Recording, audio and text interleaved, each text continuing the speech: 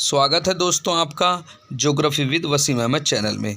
मैं आपका दोस्त वसीम अहमद आपके लिए लेकर आया हूं आज एक और इम्पोर्टेंट वीडियो, जिसमें आज हम ज्योग्राफिकल थॉट्स के भौगोलिक चिंतन के 30 इम्पोर्टेंट क्वेश्चनों को पढ़ेंगे और उनको हल करेंगे।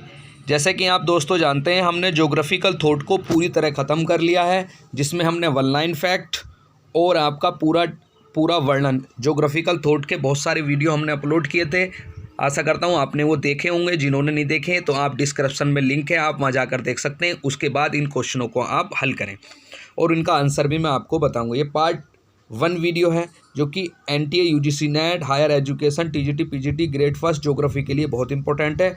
यहाँ से 100% प्रश्न आपको मिलेंगे। आप चैनल पर नए हो तो चैनल को आप सब्सक्राइब कर दें, बेल आइकन आप प्रेस कर दें। तो पढ़ते हैं हम समय ना वेस्ट करते हुए। Super 30 question, very important super 30 question है ये, भौगोलिक चिंतन से संबंधित।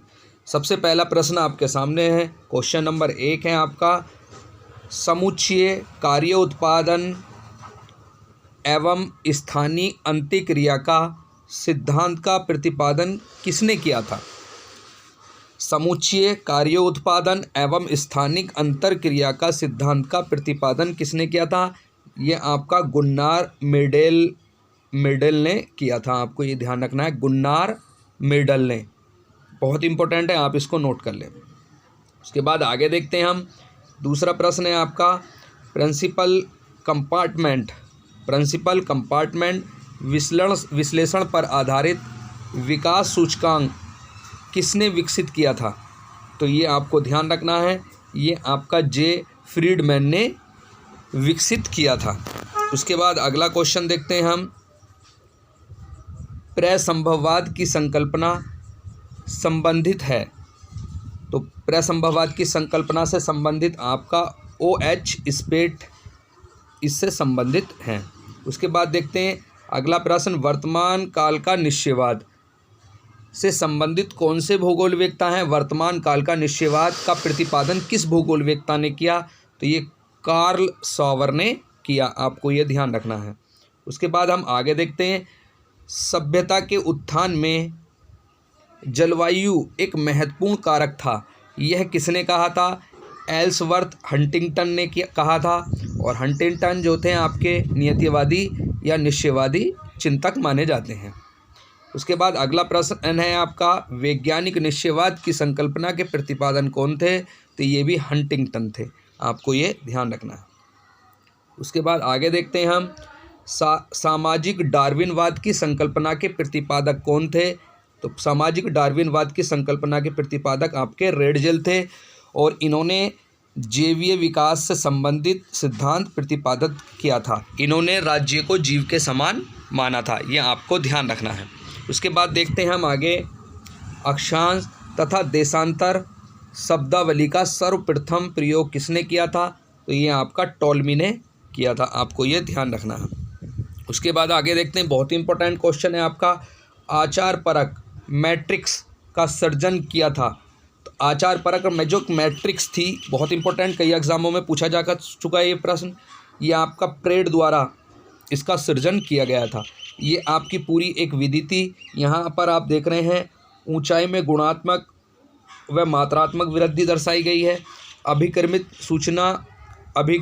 सूचना के उपयोग की क्षमता में वृद्धि दिखाई गई है। फिर इसको B1 फिर B12 B13 B1N, ऐसे ही B21 B22 B33 B2N ये आपका दर्शाया गया था। BN1 BN2 BN3 और BNN ये आपको ध्यान रखना। ये पूरी एक आचार परक मैट्रिक्स का सृजन प्रेड ने किया था। आपको ध्यान रखना है। आगे देखते हैं हम, स्पेसेज ऑफ होप नामक कार्य के लिए कौन प्रसिद्ध थे? आपको ये ध्यान रखना है, David Harvey spaces of hope के लिए प्रसिद्ध थे। उसके बाद अगला प्रश्न देखते हैं हम, इकुमीन की संकल्पना के प्रतिपादक कौन थे?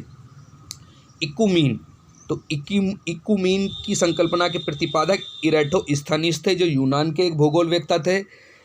इन्होंने हैबिटेबल एक शब्द गढ़ा था जिसका नाम था, जिसको कहते हैं हम निवास योग्य विश्व के लिए। निवास योग्य विश्व के लिए इन्होंने हैबिटेबल शब्द गढ़ा था, ये ध्यान रखना, इरेटोस्थनीज ने। अगला प्रश्न है, एक परिभाषा आपकी, भूगोल स्वयं में मानव विश्व का दर्शन है। भूगोल स्वयं में मानव विश्व का दर्शन है, यह कथन किसने दिया था आपका? तो ये कथन आपका कैमिलो वेलो का है। आपको ये याद रखना, कैमिलो वेलो का है। उसके बाद अगले प्रश्न देखते हैं, क्षेत्रीय उपागम कोरोलॉजिकल अप्रोच की संकल्पना भूगोल में किसने प्रतिपादित की थी? तो ये आपकी अल्फ्रेड हैटनर ने प्रतिपादित की थी। उसके बाद अगला प्रश्न है, मापक के आधार पर प्रथम मानचित्र निर्माता कौन थे? अनेक्सिमेंडर थे। आपको ये ध्यान रखना है।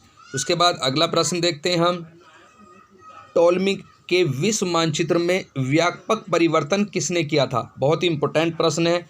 इसका आंसर है अल इदरीसी। इन्होंने 1145 ईस्वी में एशिया, यूरोप और अफ्रीका को इसमें प्रदर्शित किया था। अगला प्रश्न है आपका, मानवतावाद की विचारधारा का प्रतिपादन किसने किया था? मैंने ये पढ़ाया था आपको। तो ये किसने कहा था? यी फू तुआन ने कहा था, प्रतिपादन किया था 1960 में।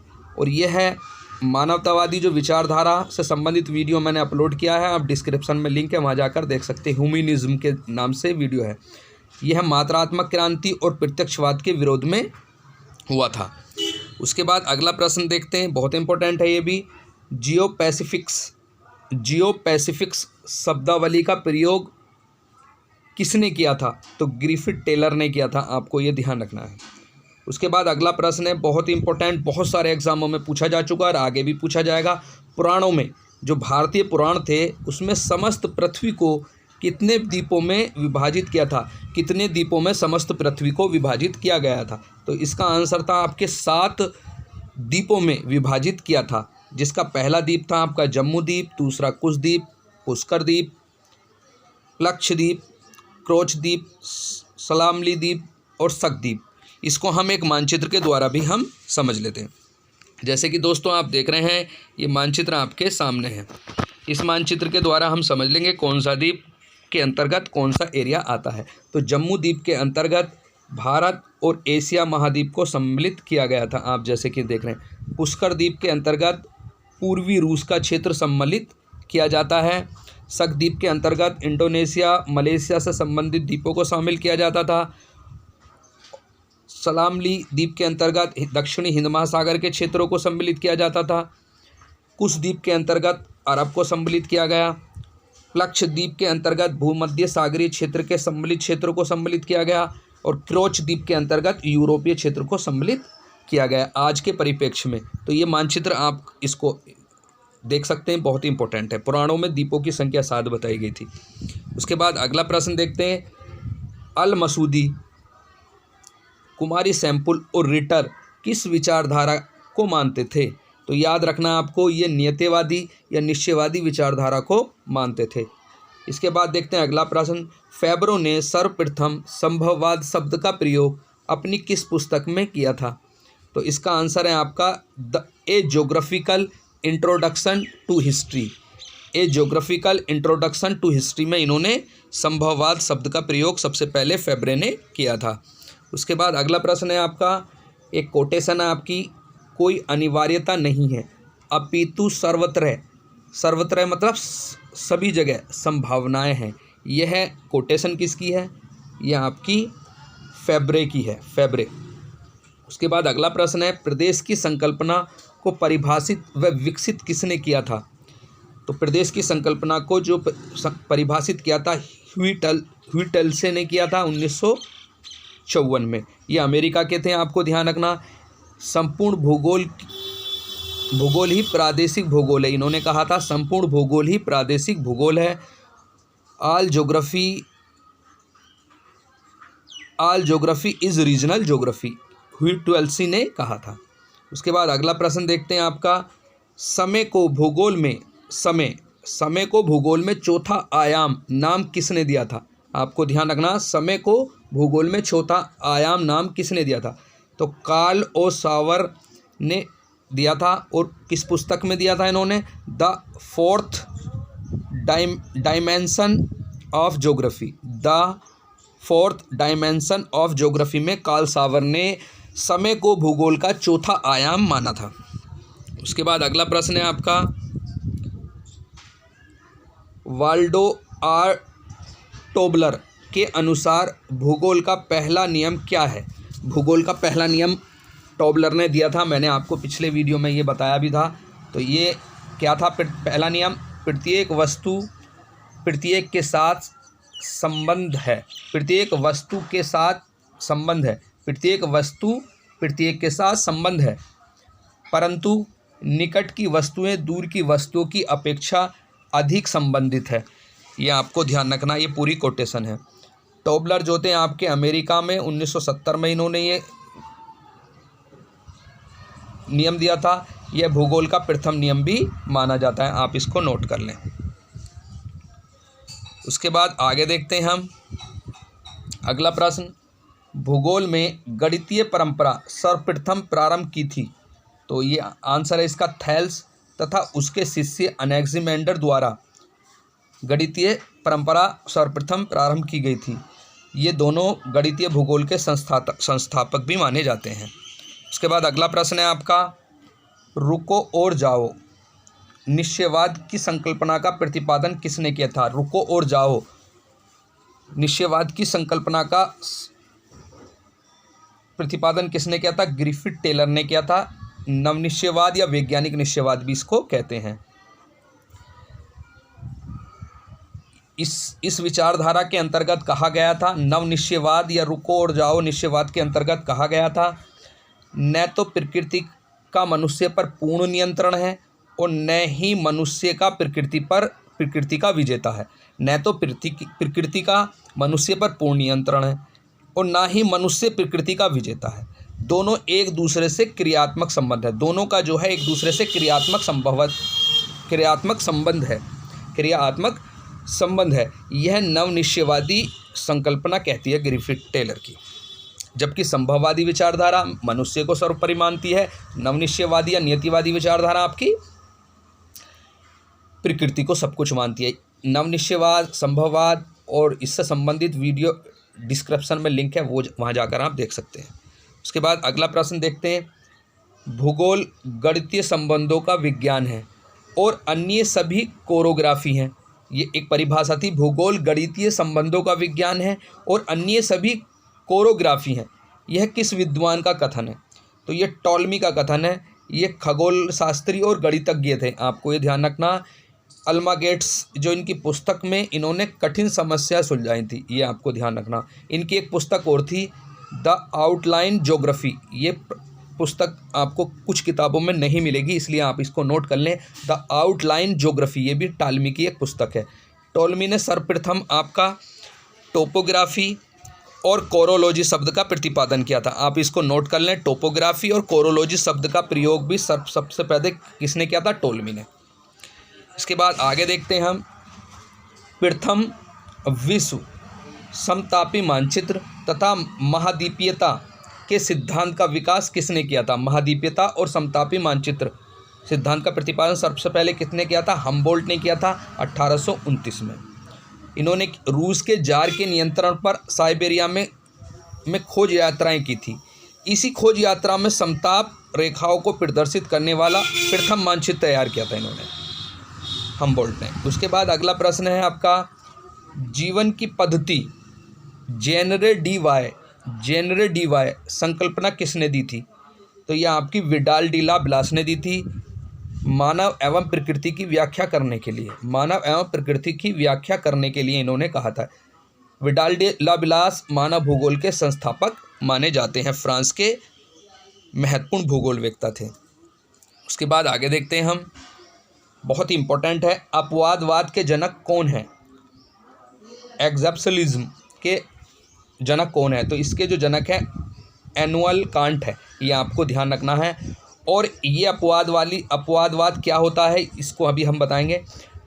इसका समर्थन किसने किया था? हम्बोल्ट और रिटर ने किया था, और शेफर ने इसको स्वीकार नहीं किया था, क्योंकि वह प्रत्यक्षवाद पर जोर देता था। शेफर ने अपवादवाद की संकल्पना को नकार दिया था। ये आपको ध्यान रखना। अपवादवाद की संकल्पना होती क्या है, इसको हम समझ लेते हैं।